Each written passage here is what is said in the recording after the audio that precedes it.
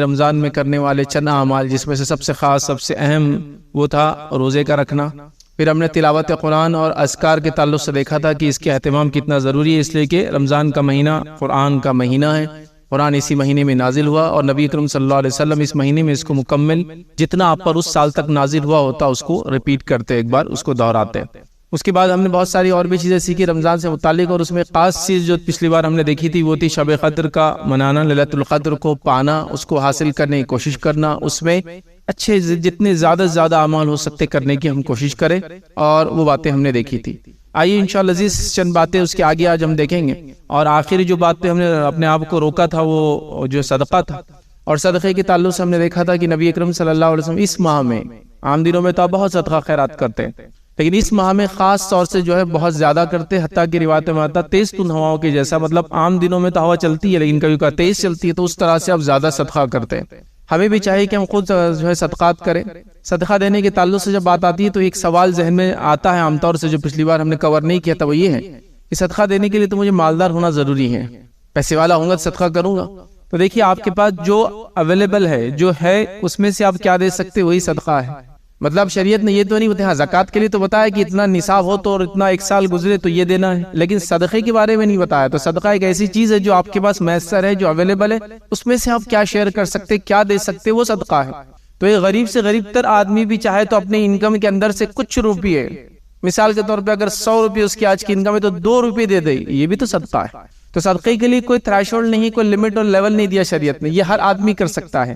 Plus صدقے کے اندر یاد رکھیے یہ بات بھی شامل ہے کہ آپ جو کچھ کر سکتے ہیں لوگوں کے لیے اچھائی اور خیر، وہ بھی صدقہ ہے۔ حتیٰ کہ روایت میں یہ بھی الفاظ ہے کہ صرف اپنے شر سے کسی کو محفوظ بھی اگر آپ رکھ دے تو یہ بھی آپ کی طرف سے صدقہ ہے اس کو۔ تو لہٰذا مسکرا کی بات کر دینا، لوگوں کی مدد کر دینا، کسی کو ہنر سکھا دینا، لوگوں کے جھگڑوں کو مٹا دینا، لوگوں کو اپنے شر سے محفوظ رکھنا، لوگوں کے اندر اچھی فیصلہ کر دینا، لوگوں کو اچھی بات سنا دینا، یہ سب بھی صدقہ ہو سکتا ہے۔ تو ہر آدمی کوشش کرے صدقہ کرے ڈیلی، لیکن رمضان کا مہینہ خاص ہے تو اس میں خوب صدقات اور خیرات کرے، اور خاص طور سے اپنے مال کا صدقہ کرے، اور اس میں خاص طور سے کوشش کرے کہ لوگوں کو کھلائے اور پلائے اور اس کے بعد پہنائے، چونکہ یہ بیسک نیڈ اور ضرورت ہے، اس لیے میں اس کو کہہ رہا ہوں۔ کھلانا اور پلانا ایک ہر آدمی کی بنیادی ضرورت ہے، غریب انسان کی، اس کو کوئی کھلائے، ہے نا، کھانا۔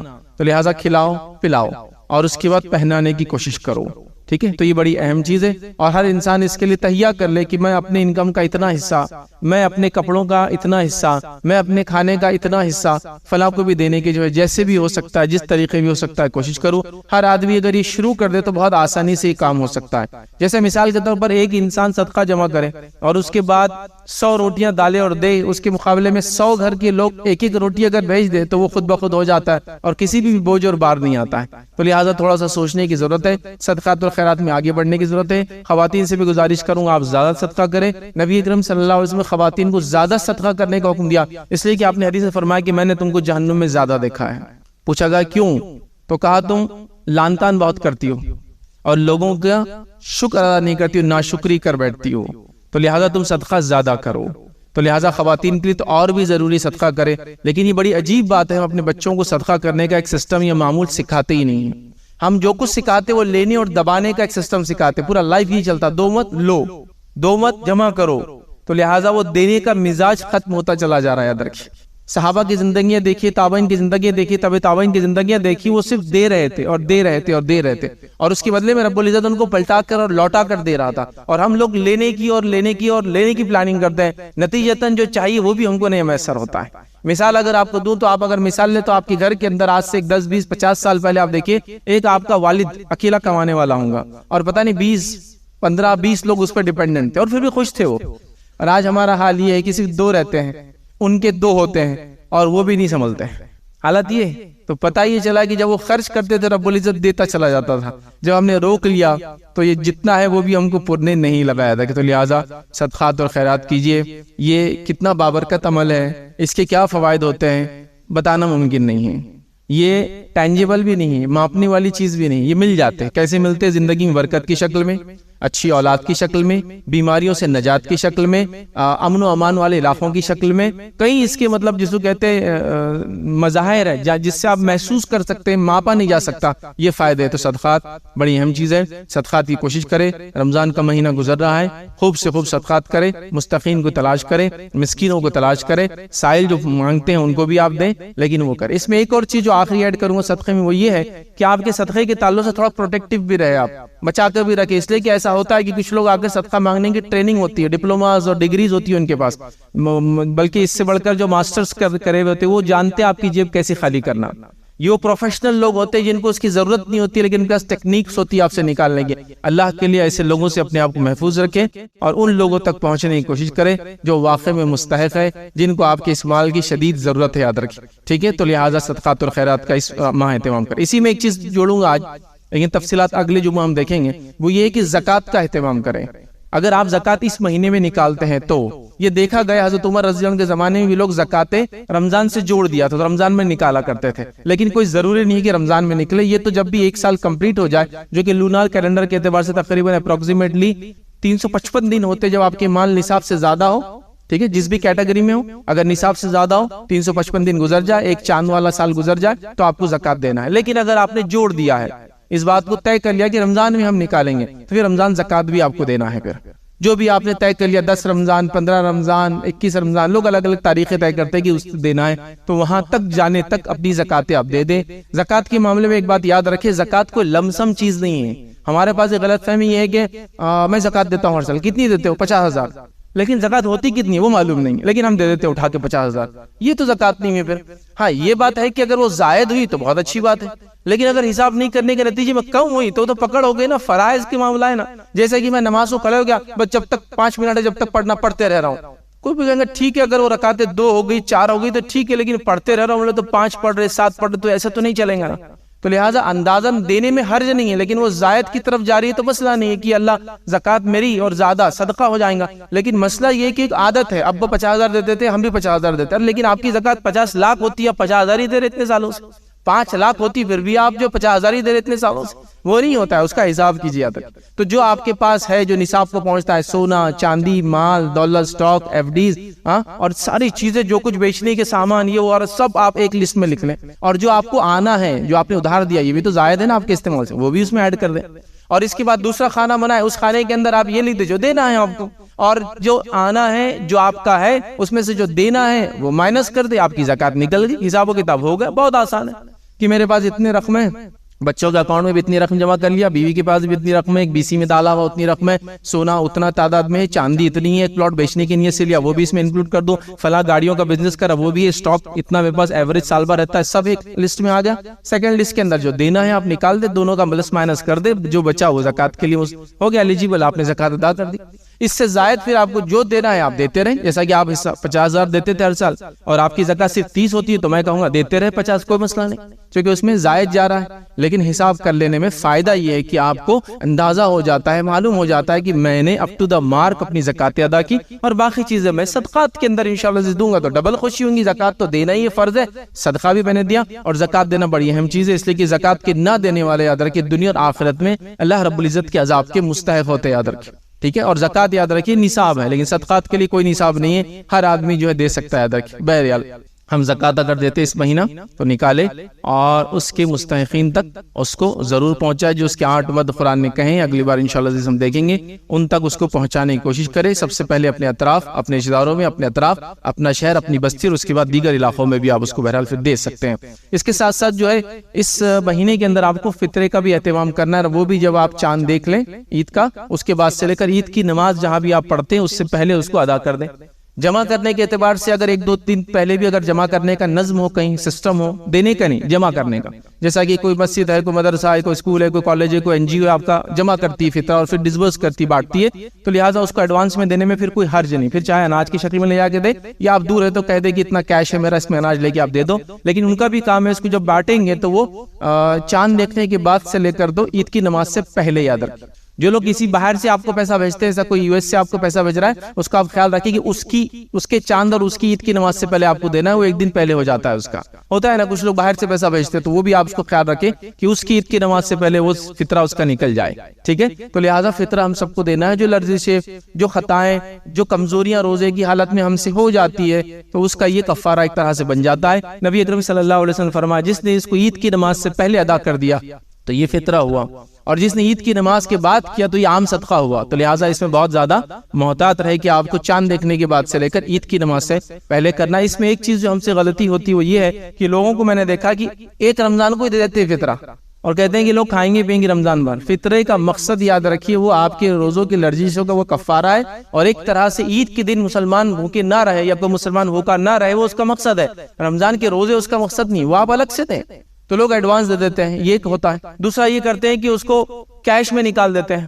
تیسرا یہ کرتے ہیں، کبھی کبھار میں نے دیکھا کہ اس کو اناج کی شکل میں نہیں دیتے، حالانکہ فطرے کو غذائیت کی شکل میں دینا چاہیے۔ غذائیت مطلب یہ وہ چیزیں جو کھائی جاتی ہے، اس سے پیٹ بھرا جاتا ہے۔ تو میں نے دیکھا لوگ شیرخور میں کا سامان دیتے ہیں، فطرے میں شیرخور میں کا سامان نہ دے، وہ الگ سے دے، چونکہ اس سے پیٹ نہیں بھرا جاتا ہے۔ غذائیت سے مراد آپ کھانے پینے کی چیزیں جس سے انسان پیٹ بھرتا ہے۔ اس زمانے میں پنیر، منقع، جو اور کھجور وہ سب دیتے تھے، چونکہ وہ لوگ اس کو پیٹ بھرتے تھے۔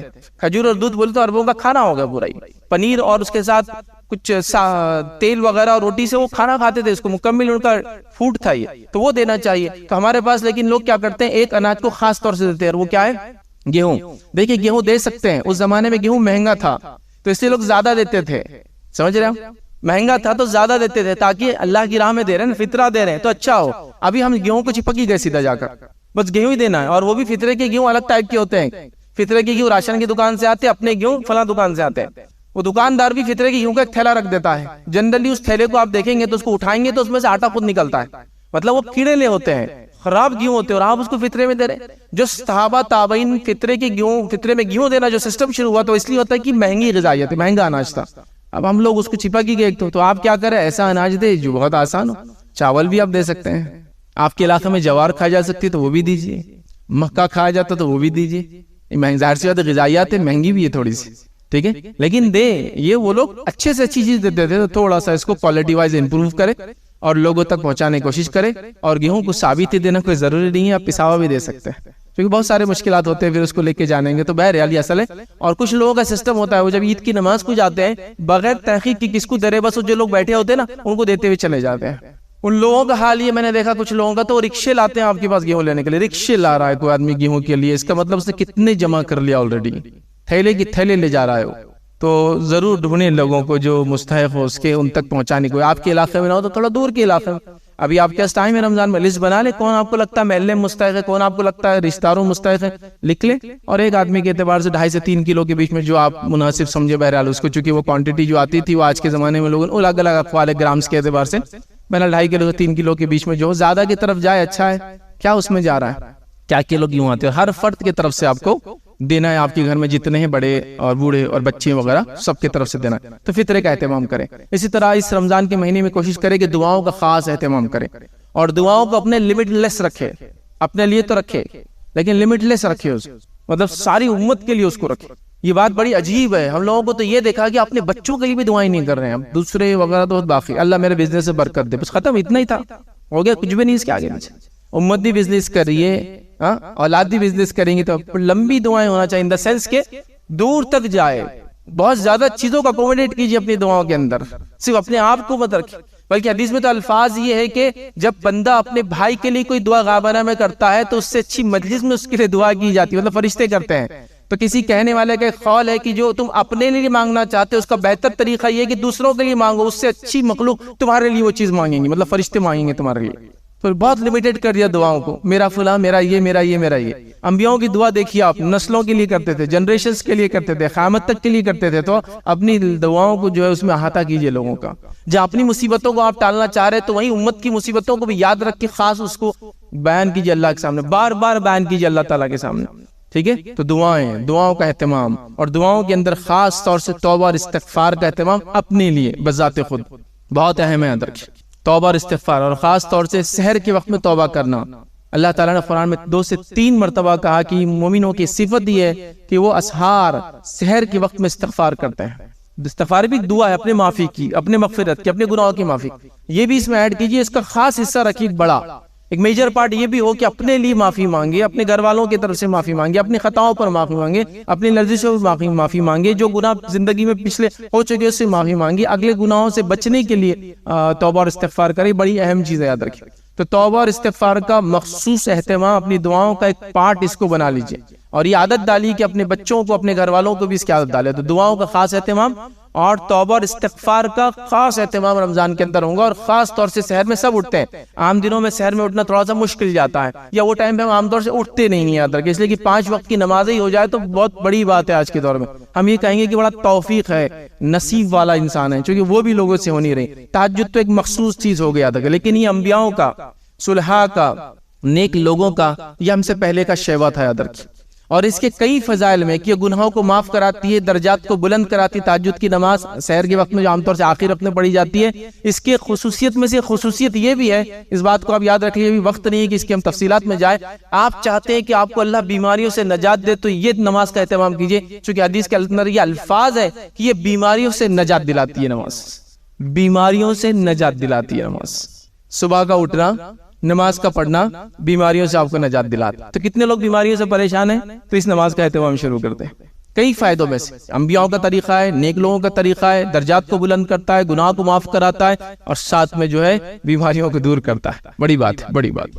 بہرحال ہم اس کا خاص طور سے اہتمام کریں، تو دعائیں اور خاص طور سے توبہ استغفار۔ توبہ کے لیے آپ اللہ سے نادم ہو اپنے گناہوں پہ، کافی ہے۔ توبہ کے بارے میں غلط فہمی لوگوں کو ہوتی ہے، لوگ پہلے مسجد میں بیٹھتے ہیں، پھر ادھر دیکھتے کوئی دیکھ رہا تو نماز کیا، پھر ادھر دیکھتے کوئی دیکھ رہا تھی، اور جلدی سے دونوں ہاتھوں کو اٹھاتے اور ایسا کر کے کچھ کرتے، اور تو لفظ بھی شاید توبہ توبہ بولتے، میں نے سنا نہیں ایگزیکٹلی کیا بولتے ہیں، اور دونوں گالوں پہ ایسے ہاتھوں کو لگاتے ہیں ادھر اور ادھر، توبہ توبہ کرتے، اور وہ بھی ادھر ادھر کوئی دیکھ نہ لے اس کے ساتھ کرتے، کوئی دیکھ لے تو پھر زبان باہر نکال کے شرمندگی سے دونوں ہاتھ نیچے بھی کر لیتے ہیں کہ بھائی ایسا کچھ بھی نہیں ہے، بس تھوڑا بہت تھا کر لیا میں نے، تو یہ توبہ نہیں ہوتی ہے۔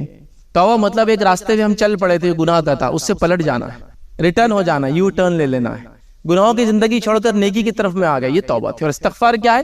جو پچھلے گناہ ہو چکے اس کی معافی، اور اگلے نہ ہو بلکہ اللہ سے ہمیشہ معافی، تو استغفار۔ توبہ استغفار اس لیے ایک ساتھ استعمال ہوتا ہے، تھوڑا معنی میں فرق ہے، ایک پلٹنا اور ایک گناہ کی معافی چاہنا، تو توبہ کرتا تو آدمی پھر استغفار بھی کرتا ہے گناہوں کی معافی کے لیے۔ بہرحال تو توبہ اور استغفار کا خاص طور سے اہتمام کریں۔ اسی طرح اس مہینے میں کرنے والے اعمال میں اس چیز کو بھی آپ جوڑ لیں کہ اس مہینے میں آپ خاص طور سے صلہ رحمی کا معاملہ کریں، رشتوں کو جوڑنے کا معاملہ۔ رشتوں کو جوڑنے کا معاملہ کیا ہے کہ رشتہ داریوں کو باقی رکھے، قائم رکھے، ہے نا۔ اس کے لیے کیا کر سکتے ہیں؟ جو کچھ بھی کر سکتے ہیں، الگ الگ لوگوں کو الگ الگ استعداد اللہ نے دی، جیسا غریب رشتہ داروں کی مدد کرنا آ گیا، صلہ رحمی ہو گیا، رشتہ داروں کو کچھ چیزیں دینا لینا ہو گیا، رمضان کے مہینے میں جو ضرورت کی ہو سکتی ہے یہ اس میں آ گیا، ٹھیک ہے۔ آپ سال بھر بھی کریں، اس مہینے میں خاص کریں، خاص کریں۔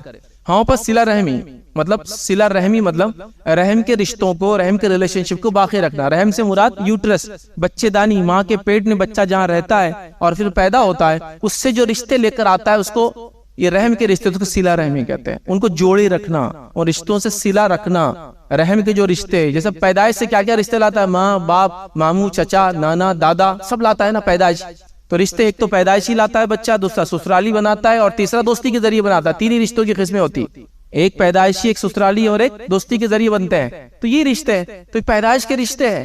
ہمارے پاس رشتوں کو توڑنا افضل سمجھا جاتا ہے، اس کی تربیت پورے ماحول میں دی جاتی ہے۔ کیسے ماحول میں دی جاتی ہے؟ شادی ہوتی، بیوی چاہتی ہے شوہر سب سے رشتہ توڑ دے، سبحان اللہ۔ ایک زمانہ آتا ہے اس کے بچے بھی رشتہ توڑ دیتے، بعد میں پھر پریشان رہتی، ہوا کیا تھا میرے سے، جوانی میں ہوا تھا جو غلطی ہوئی تھی آپ سے۔ توڑنے کی بات ہوتی ہے، ایک دم پلاننگ ہوتی ہے، اب تم چچا کے گھر پہ آج کے بعد نہیں جائیں گے، کیوں؟ تو ہم گئے تھے دعوت میں، انہوں نے ہم کو اتنی عزت نہیں دی، تو آپ توڑنے کا پلان کریں۔ آپ یہ پلان کیجئے کہ چچا سے یہ غلطی بھی اگر ہوئی تو ہم چھوڑیں گے نہیں ان کو، اس لیے کہ رشتہ توڑنا تو غلط بات ہے، صرف کھانے کی وجہ سے کیسے توڑ سکتے ہیں ہم؟ نہیں، وہ نہیں ہو سکتا۔ کاٹنے کے لیے ہم بالکل ریڈی ہے، کیا ہوا تو وہاں گئے تھے، عزت ملی نہیں ملی، چلو اگلی بار سے جانا بند، ریڈی ہے رشتے توڑنے کے لیے، جوڑو اس کو، بہت اہم چیز ہے۔ حدیث قدسی کے اندر الفاظ ہے کہ اللہ تعالیٰ نے رحم کو جب بنایا تو رحم نے اللہ کے سامنے دعائی دی کہ اللہ میرے رشتوں کو لوگ توڑیں گے بعد میں چل کے، چونکہ اللہ نے اس کو بتا دیا تھا، تو اللہ نے کہا جو تجھ سے رشتہ جوڑے گا میں اس سے اپنا رشتہ جوڑ لوں گا، جو تجھ سے رشتہ توڑے گا میں اس سے رشتہ توڑ لوں گا۔ ہاں، دین اور اسلام کی خاطر رشتے توڑنا افضل ہے۔ وہ ایسے ہی کوئی کہہ رہا آپ کو شرک کی دعوت دے رہا اور کہہ رہا ہے کہ اگر یہ کرے تو آنا، نہیں تو نہیں آنا، تو آپ کہے پھر میں آپ کے اس وجہ سے کہ آپ نے مجھے مجبور کیا میں توڑا، تو افضل ہے، یہ الگ بات ہے۔ لیکن یہاں کوئی افضل نہیں ہے، یہاں صرف کھانا نہیں دیے، گھور کے دیکھے، فلاں نہیں کیے، دعوت میں نہیں بلا، عزت نہیں ملی، شرف نہیں ملا، مقام نہیں ملا، ہم کو یاد نہیں رکھے، فلاں نہیں کرے، رشتہ ختم، یہ تو کوئی ریزن ہی نہیں، انہوں نے یاد نہیں رکھا، آپ یاد رکھیے ان کو، یہ تو خاص بات۔ دوسری چیز ہوتی رہی، وہ ہم سے ساتھ اچھا سلوک کریں گے تو ہم بھی کریں گے نا بھائی، وہ روز گالی دے رہے، ہم کیا کریں؟ اگر وہ بھی ایسا سلوک کرے، آپ اچھا ان سے کرے اس لیے کہ وہ آپ سے کر رہے ہیں، تو دونوں میں فرق کیا ہے؟ ہم چھوٹے تھے تو گھر میں بڑے لوگ بولتے تھے، ایسا کچھ بچے تھے ہمارے پاس، ان کے گھر ہم گئے تو ہکال دیتے تھے ہم کو، ہمارے گھر ہے تو ہم بھی ہکال دیتے تھے، تو گھر رشتہ دار بڑے لوگ بولتے تھے گھر کیا رہے، پھر تم میں اور ان میں فرق کیا ہے؟ تم دونوں تو ایک جیسے، ہم کو سمجھتا نہیں تھا، اب سمجھ میں آتا اس میں معنی کیا ہے؟ معنی ہے کہ اگر اس نے بھی تم کو ہکال دیا اور تم نے بھی اس کو ہکال دیا، دونوں ایک جیسے ہی اللہ کے سامنے، کیا فرق ہوا؟ تو وہی تو کہنا چاہ رہا ہوں، اس نے آپ کو رشتہ توڑا، آپ نے بھی توڑ دیا، انہوں نے نہیں فلاں کیا، رشتوں کو توڑی مت جوڑیے۔ تو اس مہینے کو صلہ رحمی کا مہینہ بنائیے، دو بھائیوں میں جھگڑا تھا تو ملانے کا ذریعہ خود بھی بنے اور ملا بھی دے ان کو، آپس سے ملنے، باپ اور بیٹے میں کوئی اختلاف ہے ختم کرے اس مہینے میں، بہو اور ساس میں اختلاف ہے مٹانے کا مہینہ ہے، معاف کر دے کسی کو، درگزر کر دے، زندگی کو چینج کر دے، رشتے ٹوٹے تھے کئی زمانے سے تو اب جوڑو ان کو، تلاش کرو کہاں ہے کیسے اس کو جوڑنے کی اور واپس سے جس کو کہتے ہیں قائم کرنے کی، اور اس میں کرو۔ اس کے بڑے فضائل ہیں، اس کے بڑے فائدے ہیں۔ ان کے رشتہ جوڑنے کے فائدوں میں سے سب سے بڑا فائدہ یہ ہے کہ صلہ رحمی کی نیکی سب سے زیادہ جلدی بدلہ دیتی، معلوم حدیث کے اندر سب سے زیادہ، مطلب جس نیکی کا سب سے جلدی بدلہ ملتا ہے وہ صلہ رحمی ہے، ایک دم مل جاتا ہے۔ میں آپ کو نمونے دے سکتا ہوں، ایک صاحب کے پاس انہوں نے مجھے خود بتایا یہ واقعہ، اور ایک دم صحیح واقعہ ہے کہ ان کو ایک شدید بیماری کا لاحق ہو گئی اور بڑے پریشان ہو گئے۔ جب وہ بیماری میں پریشان ہو گئے تو انہوں نے یہ سوچا، مالدار اللہ نے مال دیا تھا، میں صلہ رحمی کروں گا، لوگوں کو مال بانٹوں گا، اور اپنے رشتہ داروں میں مال بانٹنا شروع کر دیا۔ بس اس کے پاس گئے، میرے طرف سے آپ کو تحفہ، اس کے پاس گئے، میرے طرف سے آپ کو تحفہ، اس کے پاس گئے، میرے طرف تحفہ۔ 3 مہینے بعد کہتے بیماری پوری ختم ہو گئی، صلہ رحمی شروع کر دی۔ سب سے جلدی کسی چیز کا بدلہ اگر ریٹرن ملتا دنیا میں صلہ رحمی ہے۔ حدیث کا الفاظ، جو شخص چاہتا ہے کہ اس کے رزق میں برکت ہو اور اس کے عمر میں اضافہ ہو تو وہ صلہ رحمی کرے۔ رزق میں برکت چاہتے، عمر میں اضافہ، صلہ رحمی شروع کرو۔ رشتوں کو جوڑنا، بیماری کیا ہے؟ ایک طرح سے انسان مر جائے گا، ختم ہو جائے گا، صلہ رحمی کرنے سے عمر میں برکت، عمر بڑھتی ہے۔ تو ظاہر سی بات ہے انہوں نے بیماری میں صدقہ کیا، صلہ رحمی ہو گئی، لوگوں نے محبت کی، دعائیں کی، ہاتھ اٹھا کے اپنے اس بھائی کے لیے وہ آیا تھا، اور اللہ تعالیٰ نے بیماری کو دور کر دیا۔ صلہ رحمی کے لاتعداد فائدے، بہرحال کبھی انشاءاللہ اس موقع ملا تو ہم اس کو بہرحال دیکھیں گے، صلہ رحمی کیا ہوتی ہے، اس کے فائدے کتنے زیادہ ہیں، اور اس میں ہم کو آگے بڑھ چڑھ کر حصہ لینا چاہیے۔ تو بہرحال یہ چند اعمال تھے جو میں نے مناسب سمجھے رمضان کے اس مہینے کے اندر آپ لوگ کریں۔ پچھلے بار بھی کچھ اعمال رکھے تھے، اگلی بار بھی انشاءاللہ زکوٰۃ وغیرہ چیزوں کے تعلق سے ہم باتوں کو دیکھیں گے۔ آئیے آخر میں جو ہے چند منٹ میرے پاس باقی ہے تو میں ایک اہم چیز ہے اس ٹاپک کی طرف بھی آپ کی روشنی ڈالنے کی کوشش کروں گا، چونکہ ایک رمضان کے بعد سے یہ ٹاپک کے تعلق سے لوگوں نے کافی سوال کیے، سوچا مسجد ہی سب سے اچھا ذریعہ ہے کہ جمعہ کے خطبے کے ذریعے لوگوں تک اس بات کو پہنچایا جائے تاکہ ساری چیزیں واضح ہو جائیں۔ ایک رمضان کے بعد سے جو چیز جو چلن میں آئی، جس کے تعلق سے بہت زیادہ سوالات میرے پاس بھی آئے، لوگوں نے کہا، اور چونکہ میں کچھ تھوڑا بہت نالج دین کا بھی رکھتا ہوں اور لاء کی فیلڈ میری اپنی ہے، میں ایک لائر ہوں، تو بہرحال سی اے کے تعلق سے لوگوں نے بڑے سوالات کیے، تو سوچا جمعہ خطبے میں بتا دوں، ایک اویئرنیس لوگوں کو اس کے ذریعے جو ہے بات پھیل جاتی ہے۔ تو ایک ڈر کا ماحول، ایک خوف کا ماحول لوگوں نے بنا دیا، جیسے ایک بل تھا، سی اے بی تھا پہلے، سٹیزن امینڈمنٹ جو بل تھا ایک، اب ایکٹ بن چکا ہے بہرحال وہ، اس کے رولز اینڈ ریگولیشن، بہرحال وہ بل تو 2019 میں آ گیا تھا، جب آپ جانتے کورونا سے پہلے جو احتجاجات چالو تھے، بہرحال اب وہ اس نے شکل لے لیا، اس کے رولز ریگولیشن نوٹیفیکیشنز وغیرہ آ گئے، بہت چھوٹا 1 پیج کا نوٹیفیکیشن ہے، کسی کو پڑھنا ہے تو آپ پڑھ لیں، چند اس کے رولز آ گئے، تو وہ لوگ بڑے خائف ہو گئے اور ڈر گئے۔ ٹھیک ہے، بہرحال قانونی طور سے کیا پیچیدگیاں ایک الگ بات ہے، وہ موضوع بھی نہیں ہے ہمارا، لیکن میں یہ کہوں گا کہ ڈر کر پریشان ہونے کی ضرورت نہیں ہے، جو کر سکتے وہ کرنے کی ضرورت ہے، جس میں سب سے پہلے میں یہ کہوں گا جتنے بھی یہ چیزیں ہیں یا جس کی جو بنیاد ہے، C A, N R C, N R P, جو اس کی جو بنیادیں ہیں وہ یہ ہے کہ کیا آپ اس ملک کے شہری ہے، اور شہریوں کو کاؤنٹ کرنا اور نئے لوگوں کو شہریت کیسے دینا، اس کے لیے ساری چیزیں کی جا رہی ہے۔ گزارش کروں گا کہ جو لوگ، اور پریشانیاں ڈر کے لیے نہیں، جو لوگ ڈر رہے ہیں ان کے جواب میں یہ بات کہہ رہا ہوں کہ آپ کو اس کے لیے صرف آپ کی پیدائش کو ثابت کرنا ہوتا ہے، جس کے لیے میں آپ سے گزارش کروں گا برتھ سرٹیفکیٹ اگر آپ کے پاس ہو تو یہ آپ کے لیے مور دین انف ڈاکیومنٹ ہے آج کے دور میں۔ برتھ سرٹیفکیٹ، آدھار نہیں، پین نہیں، دیگر چیزیں نہیں چلیں گی، آپ کی پیدائش کا وہ پرمان پتر جو آپ پیدا ہوئے تھے، برتھ سرٹیفکیٹ، وہ ہونا چاہیے۔ سب کے پاس تقریباً شہروں میں ہوتا ہے، جن کے پاس نہیں ہے، گاؤں دیہات میں آپ پیشدار ہیں، ان کا بنانے کی آپ کوشش کریں، نہیں ہے تو پرانا جائے، ڈاکیومنٹ دے اور نکال کے لا لے، نہیں ہے تو حلف نامہ اوت لے، ایک کسی وکیل کو ہائر کرے، وہ آپ کو طریقہ بتا دیں گا، حلف نامہ پیش کرے، اوت لے جا کر ایفیڈیوٹ، اور وہ بنا کر لا لے، آسان ہے۔ آپ نے اسکول گئے تھے تو اسکول کے اندر آپ کی ٹی سی ہوں گی، اس کو بیس بنائیے، جا کر وہ ڈاکیومنٹ بن جاتا ہے، آسان چیز ہے۔ تو میں صرف گھبراہٹ کو کم کرنے، ڈر کو ختم کرنے کے لیے کہہ رہا ہوں، ایک ڈاکیومنٹ اس میں اہم رول پلے کرتا ہے، وہ آپ کا برتھ سرٹیفکیٹ۔ دوسری گزارش یہ کروں گا، اگر آپ چاہتے ہیں کہ سارے ڈاکیومنٹس آپ کے صحیح ہوں، مثال کے طور پر میرا نام فیض ہے، FAIZ بھی لکھا جاتا ہے، FAEZ بھی لکھا جاتا ہے، اور پھر جس کو نہیں آتا لکھنا تو FAYYAZ بھی لکھ دیتا ہے میرا نام، تو وہ فیاض بھی ہو جاتا ہے، فیض بھی ہو جاتا ہے، فائز بھی ہو جاتا ہے، اور کئی وہ ہوتے ہیں، اور کئی سپیلنگز اس کے ہوتے ہیں نا، تو یہ سب کے ساتھ ہوتا ہے۔ تو لہٰذا آپ کو کیا کرنا ہے، ساری جگہ آپ کا نام ایک جیسا کر لینا ڈاکیومنٹس۔ اس کے لیے آپ سارے ڈاکیومنٹ جمع کر لیں، آپ کے پاس جو ہے، راشن کارڈ ہوتا ہے، آدھار ہے، پین ہے، برتھ سرٹیفکیٹ، سارے جمع کر لیں، لگائے اور دیکھیں کہ نام میں اسپیلنگ سب کی ایک جیسی ہے۔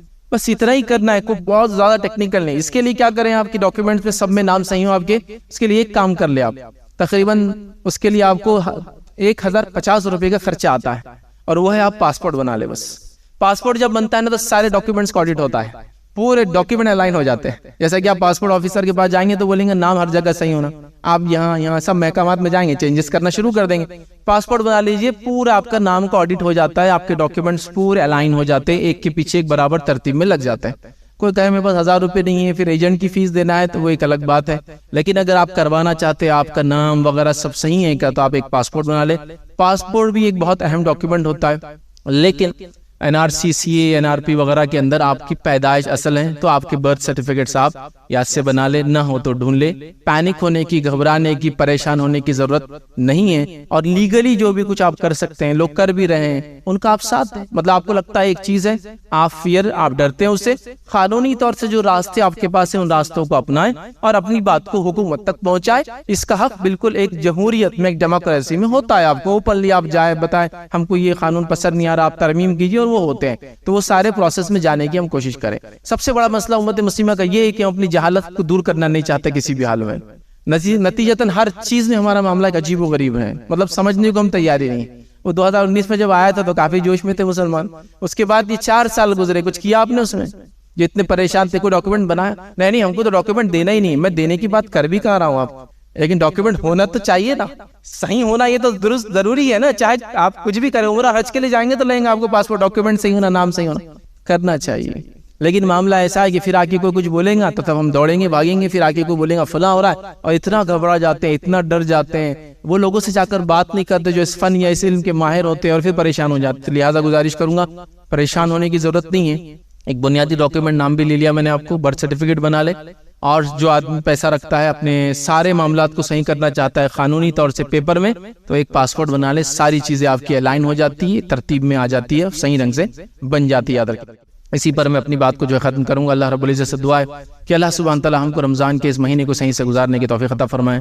اللہ رب العزت اس مہینے کو ہمارے لیے مغفرت کا مہینہ بنا دے۔ اللہ رب العزت اس مہینے کو ہمارے لیے قرآن کی تلاوت اور اس پہ عمل کرنے کا، اور اس کے بعد زندگی بھر اس پہ عمل پیرا ہونے کا مہینہ بنا دے۔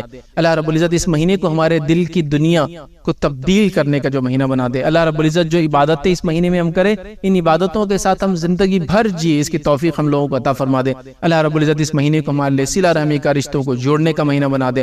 اللہ رب العزت یہ مہینے کو ہمارے لیے توبہ اور استغفار کا جو مہینہ بنا دے، ہماری توبہ اور استغفار کو اللہ رب العزت جو ہے قبول کرے۔ اللہ رب العزت جو مصیبت زدہ لوگ ہیں ان کی مصیبتوں کو جو ہے دور کرے۔ اللہ رب العزت جو پریشان حال لوگ ہیں ان کی پریشانی کو دور کرے۔ جو مقروض ہے، جو قرض میں جو تلے دبے، اللہ تعالیٰ ان کی قرض کی ادائیگی میں جو ہے مدد کرے۔ اللہ رب العزت وہ لوگ جو بیوہ ہیں، عورتیں مطلقہ ہیں، غیر شادی شدہ، ان کے نکاح کے مسائل، اللہ تعالیٰ ان مسائل میں جو آسانی کرے۔ اللہ رب العزت امت مسلمہ کو توفیق دے کہ وہ جو ہے وقار کے ساتھ اس دنیا کے اندر جیے۔ اللہ سبحانہ تعالیٰ ہم تمام کو جو ہے اپنے جو ہے کتاب کی سمجھ عطا فرمائے، جب تک ہمیں زندہ رکھے، ایمان و اسلام پر زندہ رکھے، خاتمہ ایمان پر ہو۔ آخر دعوانا الحمدللہ رب العالمین۔